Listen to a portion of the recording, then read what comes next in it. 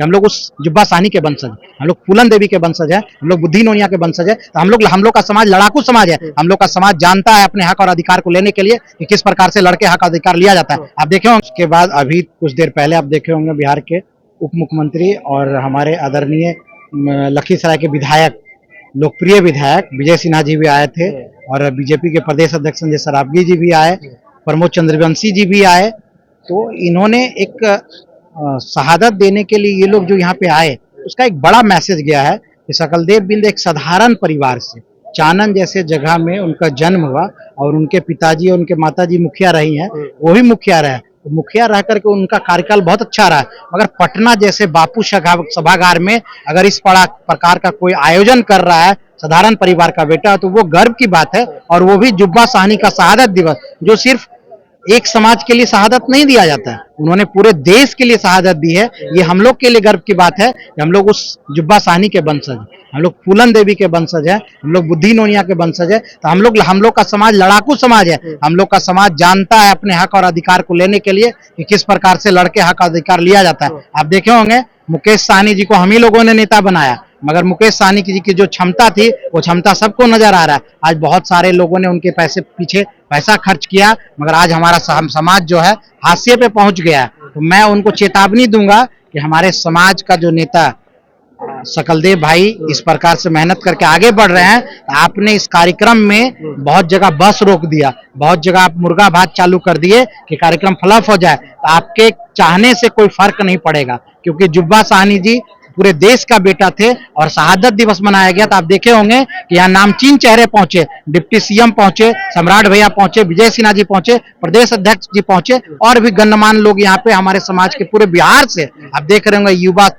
युवा महिलाएं और खास करके बुजुर्ग सभी आशीर्वाद देने यहाँ पहुंचे कि सकलदेव बिंद ने जो बीड़ा उठाई है समाज को आगे ले चलने के लिए, तो सभी लोग पहुंचे और शहादत। हाँ, एक सवाल रहेगा सर, बीजेपी संजय सरावगी के कई नेता थे, संजय सरावगी भी थे, उनके सामने मुद्दा रखा सकलदेव बिंद जी को जो है कोई सदन में भेजा जाए, तो क्या लगता है सदन में जाने से क्या कुछ और आपकी दशा, राजनीति दशा बदलेगी? देखिए एकदम बदलेगी। आप देख रहे होंगे कि हमारी जो आबादी है 1.5 करोड़ से ज्यादा आबादी है।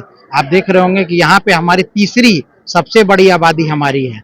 हम लोग कम से कम 9.52 के आसपास जो हमारा प्रतिशत है इतना है, उसके बाद भी राजनीतिक हिस्सेदारी हम लोग के पास वो नहीं है। तो उसके लिए हम लोगों ने ये शहादत दिवस के मौके पे हम लोगों ने ये एक भीड़ दिखाने का प्रयास किया है कि आज जो जुब्बा साहनी जी ने शहादत दिया था अपने समाज के लिए और सकलदेव भाई जो मेहनत करके यहाँ पे भीड़ इकट्ठा किए हैं, तो उनको हम लोग को जो राजनीति में हिस्सेदारी चाहिए तो वो जरूरी है, तभी जाकर के हमारे समाज का दिशा बदल सकेगा और हमारा समाज विकसित होगा। सर, संजय सरावगी जी ने एक और बात बोली, आप लोगों के सामने ही बोली कि अब किसी के जाल में नहीं फंसना है, तो किस ओर इशारा कर रहे थे? वो मुकेश सहनी को डायरेक्ट हम देखिए खुला राजनीति करते हैं। हम सुजगढ़ा विधानसभा से विधानसभा चुनाव 2020 में लड़े हैं। मैं बताना चाहूंगा कि हम लोग खुली राजनीति करते हैं। अब मुकेश सहनी जी ने जिस प्रकार से हमारे समाज को ठगा है, वो सन ऑफ मल्ला नहीं, ठग ऑफ मल्ला नाम से जाने जाते हैं। इसलिए उनको चेता दूंगा कि आपको हम लोगों ने नेता बनाया है, आप अगर गलती करेंगे तो हम लोग आपको गद्दी से उतार देंगे।